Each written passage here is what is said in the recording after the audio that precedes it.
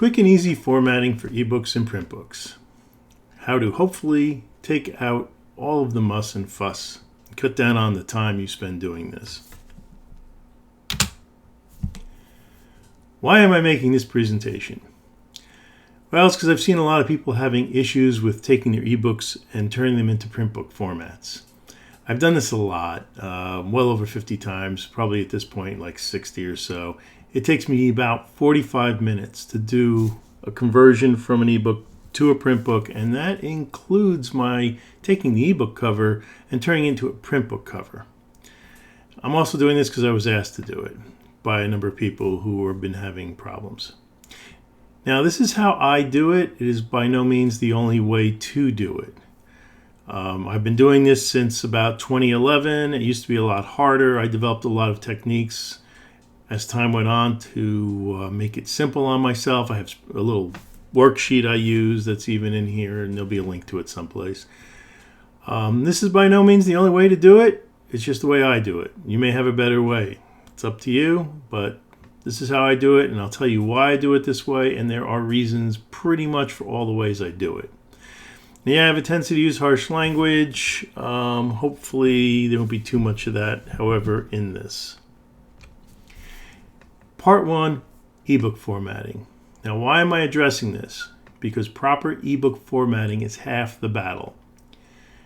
Things you should consider doing. Remove all smart tags, all smart characters, and smart quotes. Anything smart needs to go. Smart ellipses, the ... I believe the meat grinder can handle that now. And by the way, meat grinder is what everybody refers to. The processors are that you put in your doc file or whatever file you're using, assuming it can handle it, and it turns that into the ebook format. They've become a lot more smart, savvy, evolved than they used to be.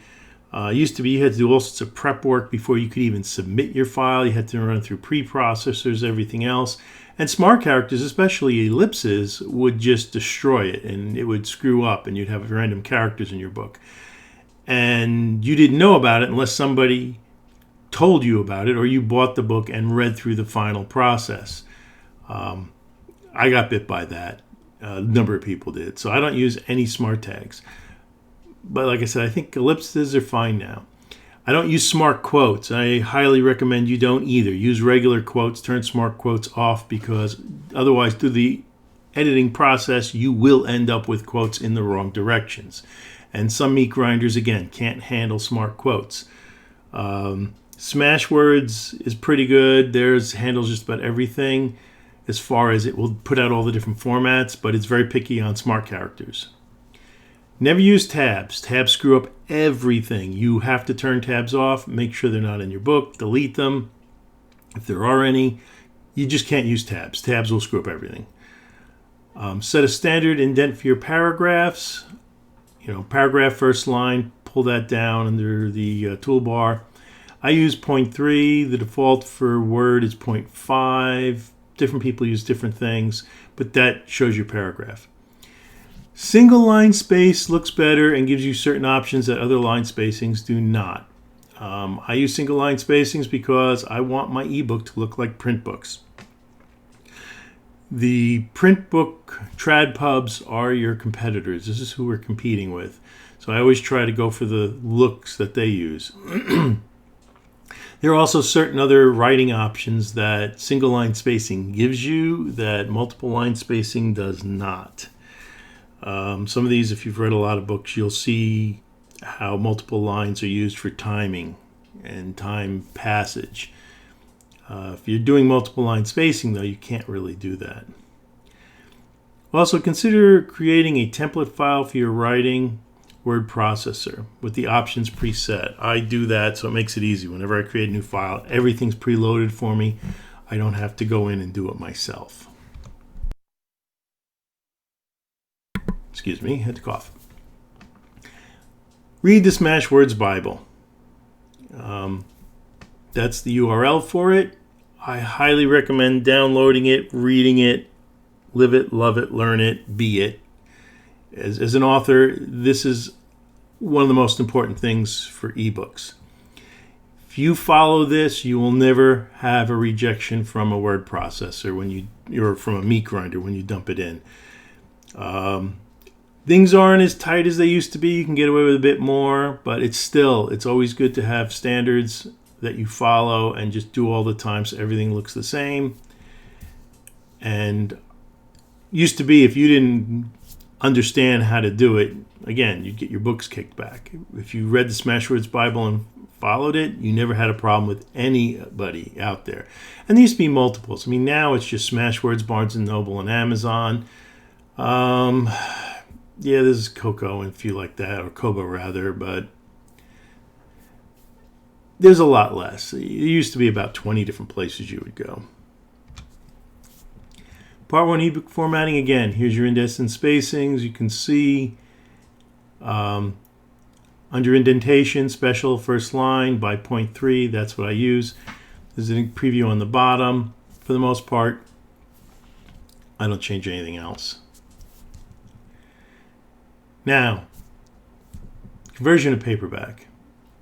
Some things to keep in mind. Pricing and cost drives everything. All right, you get a certain number of pages for free. After that, it costs you. And by free, I mean there's a base cost Amazon's going to charge you no matter what. So if you print less pages than that, you're still paying the same thing. But you go over that, for every page you go over, there's an additional cost. Printing in color costs more. Fancier paper costs more. Now remember, you're competing with the bookstores. That is your competition. TradPub. I believe you want to be lower priced. You know, you're trying to already push people out of their comfort zone by having them buy an indie author. So give more value on the dollar. So I charge less. I mean, ideally, all of my books, print books, are $9.99 or less. Some are significantly less. The margin you're going to make in profit on your print books is not what you're going to make on your ebooks. But understand, too, that what traditional authors make on their print books is like 50 cents. It's not that much. So you want to really give a lot of your thought to your price, and you really, I believe, want to be lower priced because you want people to look at you. And of course, different markets have different production costs. That's also a thing to take into account. Now, what size do you want to use? 5x8 and 6x9 are the two most common sizes that Amazon offers. Mass market paperback is smaller than 5x8. They don't really offer that. But smaller means more pages, larger means less pages. Remember that. That is important. A lot of people don't understand that. You need to. Okay, this is my 6x9 worksheet. When you do, take your file, copy it over, give it different names, you don't mess up your ebook file. And you're going to go to page setup. And these are the things I set. My top margins, orientation. Make sure on pages you set mirror margins because this is for a book. This thing where it says apply to this section, make sure that it says whole document. That's a slight mistake on this setup because I copied it from somewhere else. Next you have layout. Again, section start, new page. That's important. Headers and footers, different odd and even, different first page. Make sure those are clicked. My header I set for 0.3, my footer I set for 0. You're not putting footers on these books. And of course, paper all the way to the right, 6x9. Here's my 5x8 worksheet. You notice a few minor differences in the margins. And of course, the paper size. Everything else, though, is pretty much the same. Now, keep in mind, you can adjust the margins for a number of reasons. The inside margin you can take down. The outside margin you can also make smaller. If your book is too many pages, this is where you fix it. Or if your book has not enough pages, this is where you fix it. More on that again later. Conversion to the paperback. I'm going to do a second video where I will show this. I don't want to put it in this one. This one's going to be long enough as it is. At the start of each section chapter, you do not want the header on that page. I mean, chapter starts never have a header on top of it, or a page number if you have your page numbering at the top. So you have to insert break next page on the end of the previous chapter so it doesn't do that, because now it's a new section. You've already clicked back in the previous one, if you recall, not to put anything up there. To set up numbering, use the option under Insert. I use top outside of page and do not check show on first page because, again, we don't want to show. I put it on the top outside of page because I want it up there with the header. I don't want any kind of footer.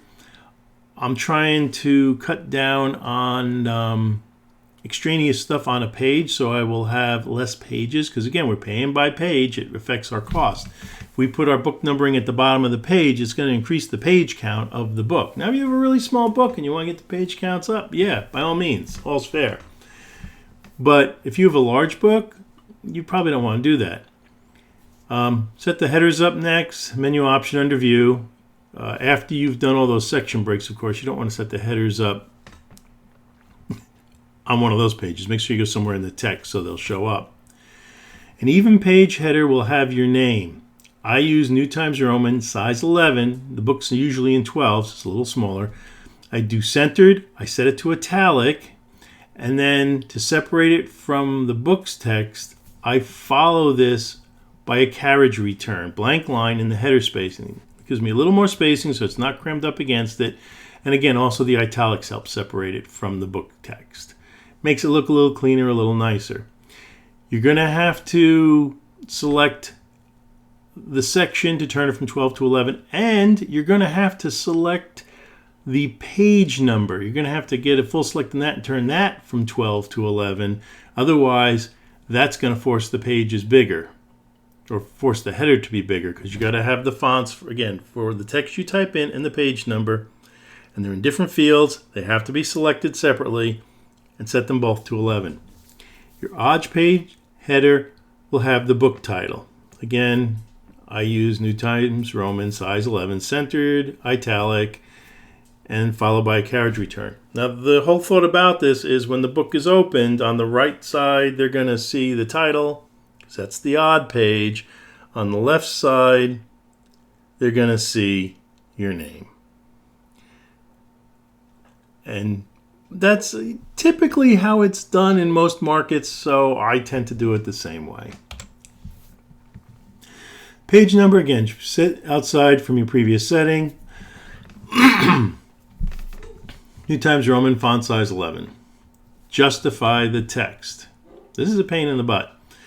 I write, like most people, in left justified, so it all crams over to the left. I don't worry about it with the ebooks. Some people do, props to them, because the meat grinder clears it up and turns it into full justification. But when you're doing a textbook, you got to do this on your own. So you have to go through and select from the start of each chapter to the end of each chapter, and then go full justify. Now, if you have separation marks in there, like asterisks or the pound sign, something to separate sections of the book, which are centered, you either have to not select those, stop and start your selection around those when you do full justification, or you have to go back and select centering for them.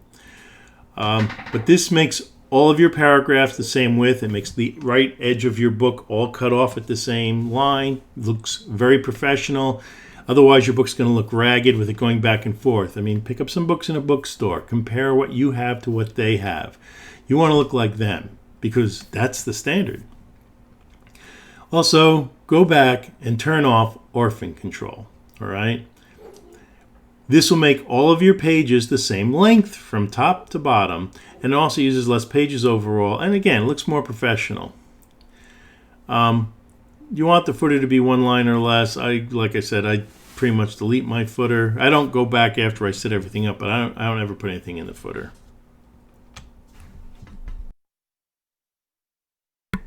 Now, what do all these settings mean?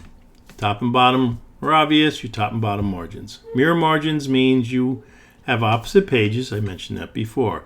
Inside is the binding side. I typically leave as an inch to default, but if I'm worried about page count, I can decrease it. I've gone as low as 0.8.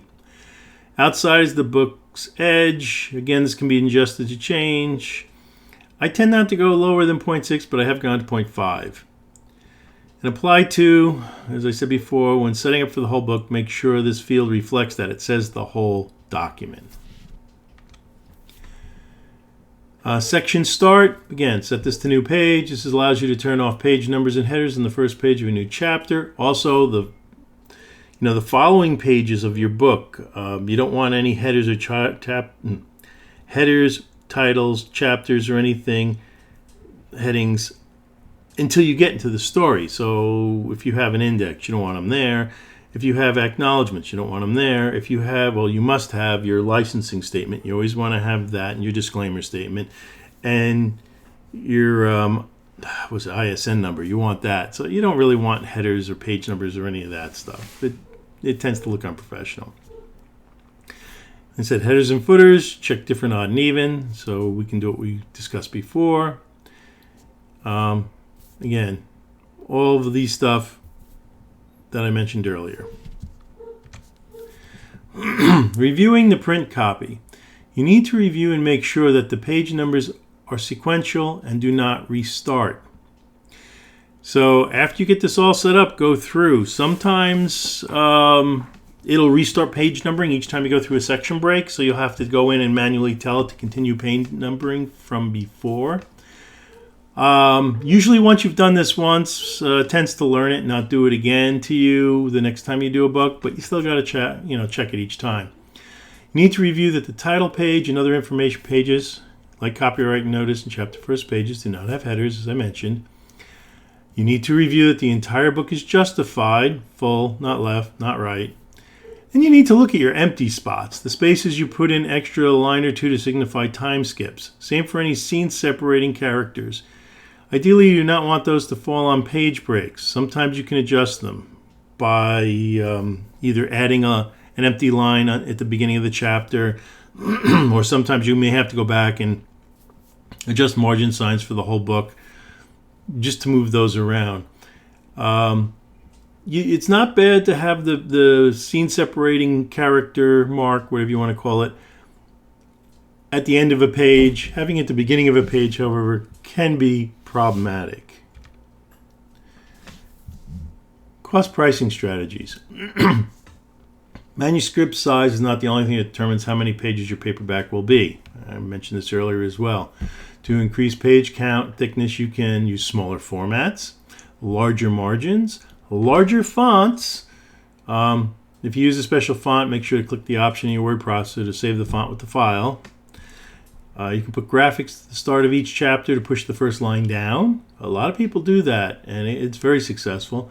Start all chapters on the odd number page instead of just putting a regular, section break. You can add something to get it onto always the odd. And you can turn orphan control on, but I don't like the way that will make your book look, but that's just me. So there's tricks you can do to make your books thicker. I have seen TradPub take a novella and increase the font drastically, increase the margins drastically, and sell it as a novel. They will do that. It's kind of rude, but they'll do it. To decrease page count, you can larger format, smaller margins, inside, outside, top, bottom, smaller fonts. And I want to make a note here. The font Georgia is specifically designed to be able to be read at a smaller point size. There are other fonts that do it as well. Georgia is the one I typically use. Dropping from 12 point to 11 will make a large difference. I once on a book had to go to 10 because the book was just so huge and the print costs got so drastic. I've since brought it back to 11 because Amazon's lowered their print costs, but it can have a huge effect. And you can also go through and decrease the font size of the empty lines in the manuscript to 0.6 font.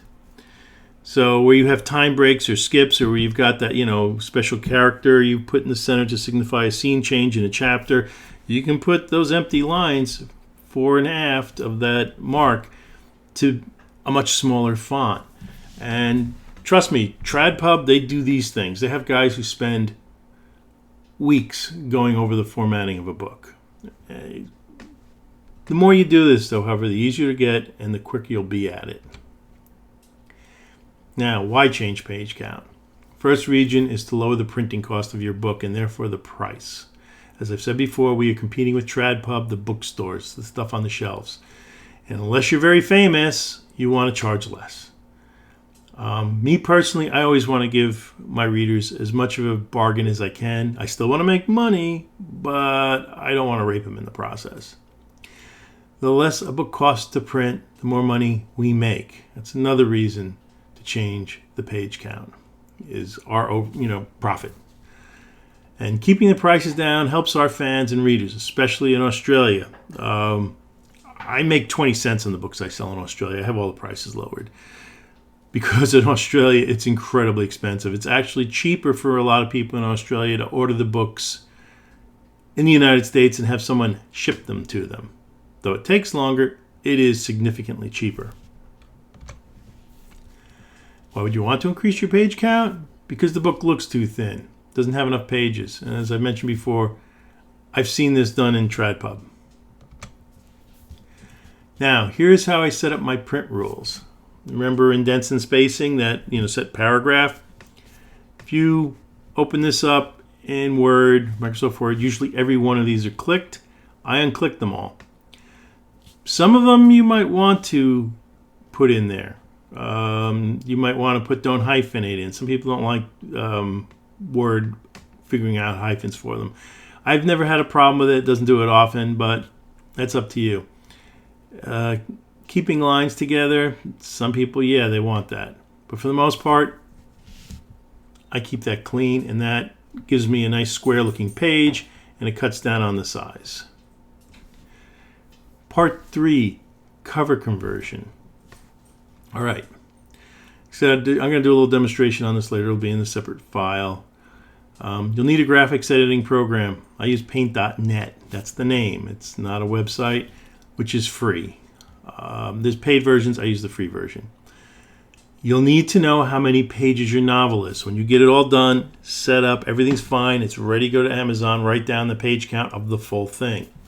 You'll need a cover template, which can be found at, there's the URL, and you'll need to make a few decisions.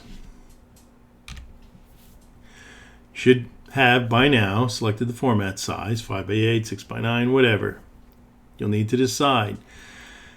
Interior type, I suggest black and white. Paper type, I suggest white paper. Page turn direction. Yeah, Amazon's got it backwards. So I always get it wrong, so I ain't going to tell you how to do it. You'll figure it out. This is on the thing when you go to that file or that page location to get your format thing. So you fill that all out. When you press calculate dimensions, you'll see the sample, and that'll tell you if it's, if you got it correct or not. On the sample, when you're looking at it, the title should be on the right side, the back of the book should be on the left side, because that's how a laid out flat proof sheet will be. Title on the right, back cover on the left, and you're basically filling out the printing thing, and it's going to come out of the print as a proof sheet looking like the way you're making it. And this is what you'll see. The description of all the different things, what they mean. You want to take your cover up to that dotted blue line on the left side. Everywhere else you want to fill out to the very edge. Now, the black lines on the template are where it's supposed to be cut, but don't count on it. It'll be cut anywhere in the pink. Blue dotted lines of the binding fold, they're usually correct. The pink is, as I said, where the cut will actually fall, somewhere in there. Your cover has to fill all of this template. And understand, you don't want any of the graphics, the words, to go into the pink area. If your cover has been done such that it's the words on the cover are going into the pink area, Amazon will kick it back. So the big thing to do is don't take your cover into the pink area on the top, bottom, and right-hand sides. Possibly even on the left, depending on how you want to do it. Put it just in the white side, and then use a background layer that is like a black or a white, something that goes with the cover of your book.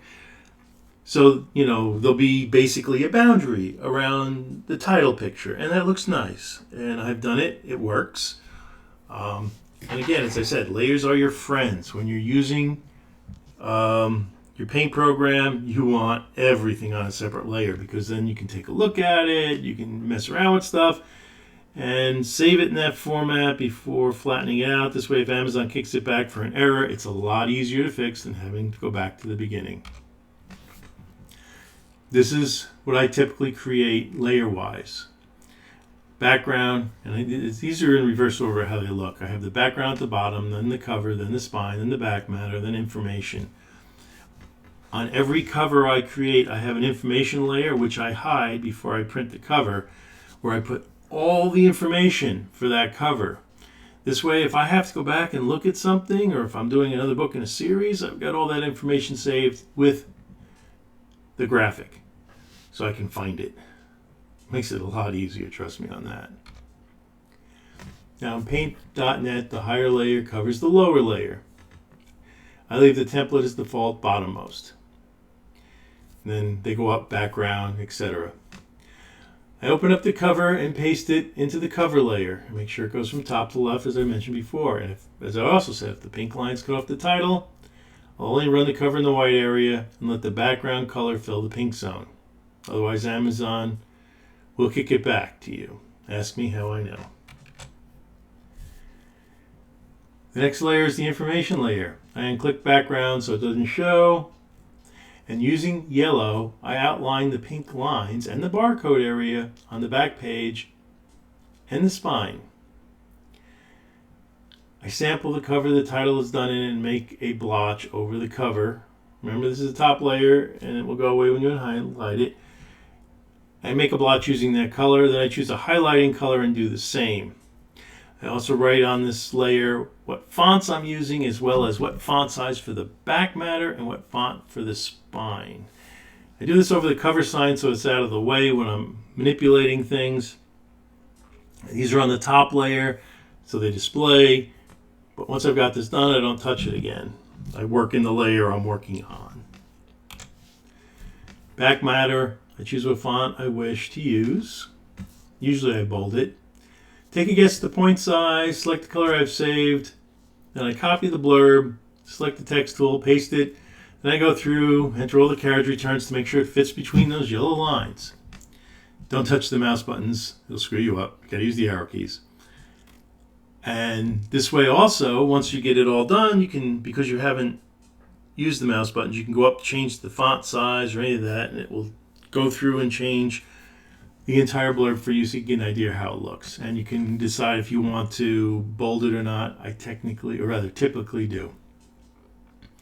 You also may find yourself rewriting or editing the blurb to make it fit. Also, you don't have to put the blurb on the back of the book. You could just put a graphic back there or a design or whatever you want. I do it because, my paperbacks may be sold at cons or stuff like that, or I may be giving to people, or if someone has bought one and somebody else picks it up, I want them to be able to look at the back, read the blurb off the back, get an idea what the book's about. Sorry, I had to cough. And it's a nice touch, makes it look a little more professional. Once you've saved it, copy the entire layer to a new layer. I title it Back Matter 2. This layer sits below your Back Matter layer. Make sure you select it and not your back matter layer. And I'll use the recolor tool to change the color of the back matter 2 to the highlighting layer I picked earlier. And once I've got that all recolored, I'll then re-highlight back matter so that I can see them sitting on top of each other, but I'll select layer 2 and I'll move it a little to the side and a little down, and that'll give me a highlight. It's a cheap and easy way to do it. There are graphics editing tools, though, that do highlighting automatically. There's probably a way to do it in Paint.net that I've never bothered to figure out. If you can find it or you want to use it, go for it. I'm just creature habit. I've been doing it this way for so long. It only takes me an extra minute to do it this way, so I've been doing it this way. Again, I'll demonstrate this. Spine is next. Hide the back matter so you don't issues. I always type it out and then cut it and paste it, because when you type it, it goes flat. By pasting it, I can now rotate it 90 degrees, move it over to where I want it to go, center it. If the name is too close or too far to the title, you can always recut and repaste that and slide it down. Then again, save it, copy the layer as spine 2, and do the whole highlighting thing you do with back matter again. Once this is done, save your work. Save often. Hide the information layer. Look at it. Make sure it all looks good and none of the template is showing. Save your work again. Save often. Then you have to save it as a PDF file for Amazon. Once you've done that, you're finished. For me, this is easy. Like I said, it doesn't take me terribly long. 15, 20 minutes, maybe. I've done it so many times. I can almost do it in my sleep at this point. Uploading and publishing. If you don't have an ISBN, and if you live in the USA, you probably don't, because the company selling them here, they charge insane prices. Everywhere else in the world, ISBNs are either $10 or free. Here in the United States, they're like $100 a piece. Unless you buy 1,000 of them or 100 of them, then they're $1 a piece. Actually, I think it's 1,000. I think you got to buy 1,000 $1 a piece. It's a scam. But Amazon will give you one for free. So take theirs. You have to reopen your manuscript and insert that on your copyright notice page before publishing, or rather uploading your manuscript. But that's not going to have any effect on your manuscript, so that's really a no-brainer. Uploading. The information pages are typically going to be the same.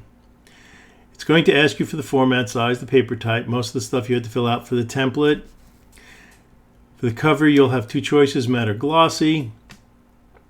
Think about that. For some books, I've used glossy. For some books, I use matte. It's a stylistic thing. I'm kind of starting to like matte more than glossy myself. Then once you upload it all, it's going to take a while to process. It's going to take a long time to process. It may, depending on how busy Amazon is that day, it may take an hour to process. Proofing. You have two choices. Order a proof copy and wait, or proof it online. I proof online now. I don't send a proof copy to myself anymore. I gave up on that years ago because having done it enough, I've seen that the proof copy they send you is exactly the same as the one online.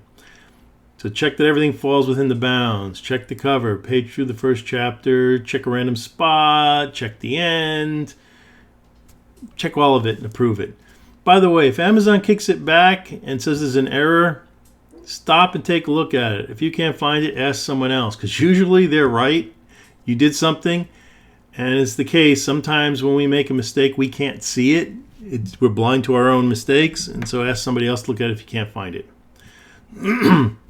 When you get to the pricing page, check all the prices. This is very, very, very important. There are bugs in this page that have always been there. Amazon will always assign your book a 0 royalty in Japan. Australian prices, I said before, are so high no one's going to buy your book. So you may wish to cut your royalty on that. Again, I try to keep my prices at $9.99 or less. I'm not looking to make a lot of money on my paperbacks. You're not going to sell a lot of paperbacks. If you sell 1% of the copies of your book as paperback, you are doing fantastic on the paperback side. Most people go to Amazon to buy ebooks. There are people who, if they like a book a lot, they'll go back and buy the paperback just because they want to make sure they always have it. But this is why I go with low prices. Downloads. Okay, if you go to my website and then add DLoads, capital D, capital L, OADS, you'll get the handouts that I give, and I believe this presentation is there as well. The Smashword Style Guide, and then you have the Amazon tool for cover templates. Questions? Yes, this is not an interactive venue, unfortunately, so I can't really answer any, but this isn't that hard. It just takes practice. And take notes, write it down. I guess if this goes up on the North Texas Troublemakers page, you can ask questions below and I will try to answer them. But again, practice makes perfect. Get yourself a routine and do it.